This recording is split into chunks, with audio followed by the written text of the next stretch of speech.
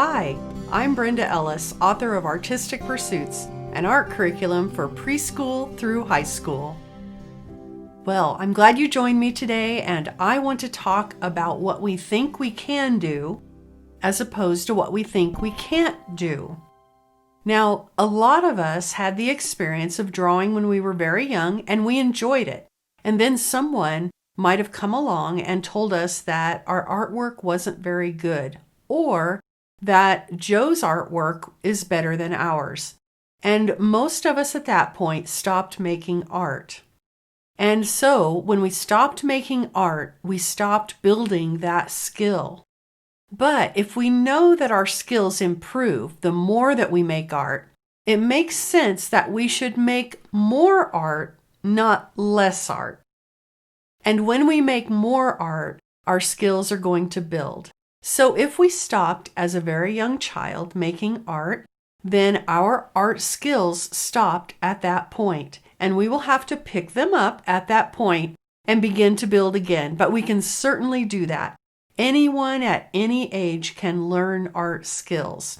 So today we're going to learn about the hand movements that we use in art, and I think this could really help a lot of people.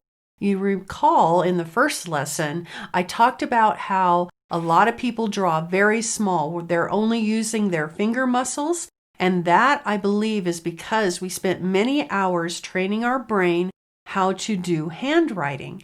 And that was that every time we picked up a pencil, we were making very small gestures. But in art, we make different kinds of movements. We're going to move our wrists to make large curves. We're going to move our shoulders to make horizontal lines. We're going to move our shoulders in a different way to pull our arm down to make vertical lines. And that's what I'm going to show you today. And I think this could really help. So let's get started. The joint connecting our hand to our arm allows for rotation. We can move it in a circular way to make a curve. By moving our elbow, we make a larger curve. The elbow and the wrist are great tools for drawing curves. The joint in our shoulder allows movement of our arm from side to side and from top to bottom. To make straight lines, hold the arm and hand in a fixed position. Pull the arm away from your body to make a line from side to side. Then pull the arm back to make a line from top to bottom. How will a box and a potato help you learn to draw? Well, today you will practice using the wrist movement to draw the curves of the potato. You can turn the paper so that your movements work for you. I continue to turn it when it helps me to draw the type of lines that I want.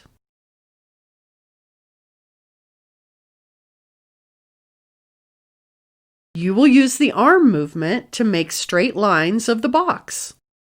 Watch the movement of my hand and arm. Try to use these movements in your drawing.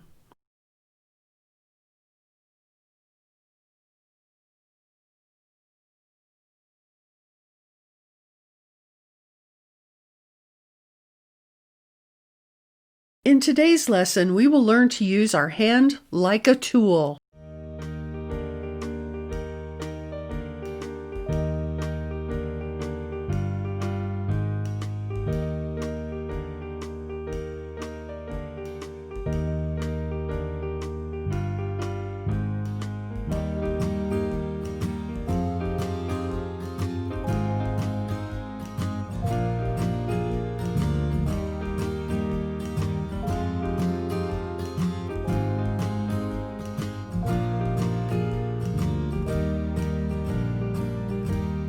When we draw the small objects like this lettering, my wrist is still and my fingers do the work.